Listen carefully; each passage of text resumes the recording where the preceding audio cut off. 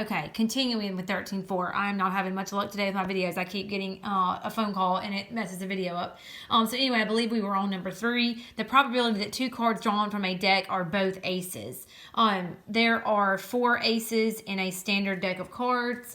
So if you do, and I think I jotted this one down over here. Yeah, that's it right there. Okay, sorry. If there are 4 cards out of 52 or aces, it doesn't say anything about putting it back though. So assuming you got an ace on the first draw, there should only be 3 aces left and 51 cards left. And if you do 4 over 52 times 3 over 51 for number 3, that should get you the right answer. Okay, and one thing I failed to mention about the first section, to determine if each event is independent or dependent. Well, that depends on, obviously if you're independent, you can stand alone. Like number 1, the probability of drawing a black card, replacing it, then drawing another black card, that would be an independent event. And see, your key has independent right there because you're putting it back. So what happens in the second event really has no bearing. The first event really doesn't affect the second event because it's like you're starting over. So, definitely if you're going to replace something, that's going to be an independent event there. Same thing with number 2 because you're replacing it. Number 3, however, is a dependent event, depending on what you got on your first draw because you're not going to put it back. So we're assuming we got an ace on the first draw, but you may not necessarily have it. That if you don't put it back, it's dependent. What you got on the first one definitely has a bearing on what you're going to get. You can't get, if let's just say the first draw you drew and I don't know 2 of hearts, well, you can't get that again if you don't put it back, so that's going to make a bearing on what you're going to get the second time. So that's the deal with the whole independent and dependent. The 4, 5, and 6 down here, the mutually exclusive or mutually inclusive, let me explain that. Mutually inclusive, the word inclusive means to include. So like, for example, number 5 would be inclusive, the probability of selecting a queen or a red from a standard deck.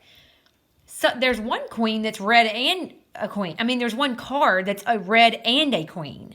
So that kind of includes both, if that makes any sense. So that would be mutually inclusive. On number 4, it would be mutually exclusive. You can either get a 3 when you roll or you can get a 6. There's no side that's a 3 and a 6. You can't get both, So that would be mutually exclusive. So that's the deal with how that works. I've got all these worked out, 4, 5, and 6 on the scratch work page. So, just not to make the video so long. I know y'all are over this, I'm sure.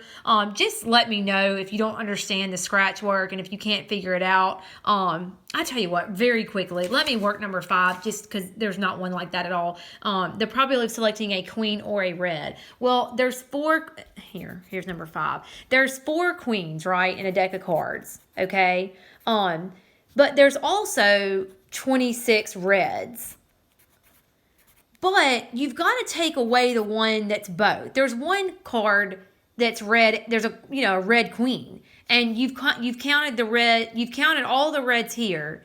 You've counted all the queens here. So the red queen has already been counted. So you need to take that one card away that's the same, if that makes any sense. So it's all the queens plus all the reds, but take away the card that's both.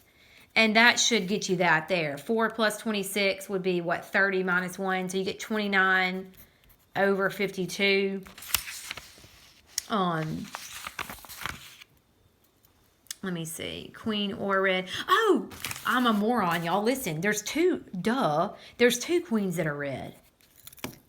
Sorry. Need to work on my cards there. Anyway, but the concept is the same. So you get 28 over 52. And then, of course, that reduces.